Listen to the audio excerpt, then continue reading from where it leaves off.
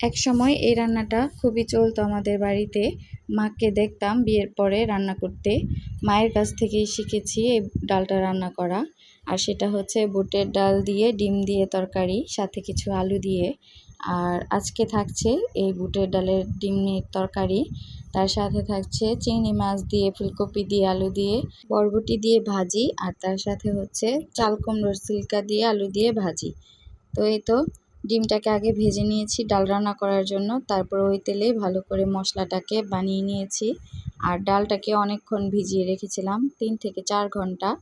আর এই তো মশলা কষানো শেষ, এবার ডালটা দিয়ে একটু কষিয়ে নেব।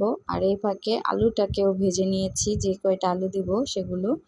আর এই তো ডাল কষানো শেষ, এবার ডাল সিদ্ধ করার জন্য পানি দিয়ে দিব, একদম ঝোলের জন্য একসাথে পানি দিয়ে দিব বেশি করে।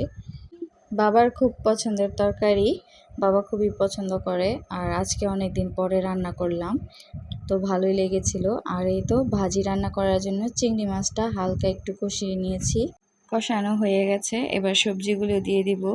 এখানে আলু, বরবটি, ফুলকপি আছে, ধুয়ে দিয়েছে দিদি, কেটে ধুয়ে একদম রেডি করে দিয়েছে। এবার আমি রান্না করে নিব। এই তো সবজিগুলো দিয়ে ভালো করে ভাজা ভাজা করে নিব। আর এই তো আমার ভাজিও হয়ে এসেছে, এদিকে ডালটাও সিদ্ধ হয়ে গেছে, তাই ডালে আলুগুলোও দিয়ে দিয়েছি, আলুও প্রায় সিদ্ধ হয়ে এসেছে। তো এবার ভাজা জিরা গুঁড়া দেওয়ার পালা। ভাজিতেও একটু জিরার গুঁড়া দিয়ে ভাজিটাকে নামিয়ে নিব, সাথে কিছু ধনেপাতা কুচিও দিয়ে দিব এখানে। ভাজিটা খেতে খুবই মজা হয়েছিল।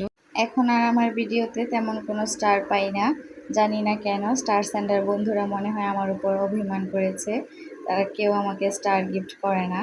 হয়তো আমিও আগের মতো বেশি সময় দিতে পারি না পেজে, তাই পেজেরও ক্ষতি হচ্ছে একটু একটু। তো এদিকে কথা বলতে বলতে আমার ডাল রান্নাও শেষ, ডিমগুলো দিয়ে দিয়েছি, একটু বলকা নিয়ে তারপরে ভাজা জিরার গুঁড়া দিয়ে দিব।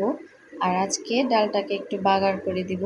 আর বাগারে দিব পেঁয়াজ, রসুন, শুকনো মরিচ আর তেজপাতা দিয়ে বাগার করে তারপরে ডালে দিয়ে দিব। আর সবশেষে দিয়ে দিব ধনেপাতা। ডালটাও খেতে ভীষণ মজা হয়েছে, আর অনেক দিন পরে যেহেতু সবাই বলেছিল খুব ভালো হয়েছে খেতে। এই যে বাগারের জন্য লাল করে রসুন, পেঁয়াজ একসাথে ভেজে নিয়েছি আর বাগারটা দিয়ে দিয়েছি। ডালের রঙটাও খুব সুন্দর হয়েছে, সেই সাথে ধনেপাতাও দিয়ে দিলাম। আর এই তো আমার রান্নাবান্না আজকের মতো শেষ। চলো দেখি আজকে কী কী রান্নাবান্না করলাম। মায়ের হাতে ছিল লাল লাল ঝাল ঝাল চেপা শুটকির ভর্তা, সেই সাথে আমার রান্না করা ছিল ফুলকপি আলু দিয়ে চিংড়ি মাছ দিয়ে ভাজি, জালি সিল্কা দিয়ে ভাজি, আর ডাল ডিম দিয়ে। আর এদিকে এই তো থালা বাসন জমা হয়েছিল অনেকগুলো, এগুলো ধুয়ে নিব।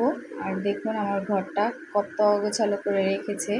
সেই সাথে মেয়ে স্কুল থেকে এসেছে, সেই কাপড় ছিল সেগুলো ভাঁজ করে একদম ঘরটাকে ক্লিন করে নিলাম ঝাড়ু দিয়ে। আর এই তো সব কিছু পরিষ্কার করে নিলে ঘরটাও দেখতে খুব সুন্দর লাগে, ভালো লাগে। সেই সাথে আমার সাধারণতনীকেও একটু দেখিয়ে দিলাম। আর এই তো রান্নাঘরটাও ঝেড়ে মুছে নিলাম। সব শেষে নেমে পড়লো বৃষ্টি, অনেক বাতাস ছিল, সেই সাথে বজ্রপাতও হচ্ছিল। আর বৃষ্টি তো হচ্ছিলই হঠাৎের মধ্যে। সারাদিন ভালো ছিল, তার মধ্যে বৃষ্টি পড়ছিল, তাই একটু ভিডিও করে রেখে দিলাম। ধন্যবাদ সবাইকে আমার ভিডিওটি দেখার জন্য।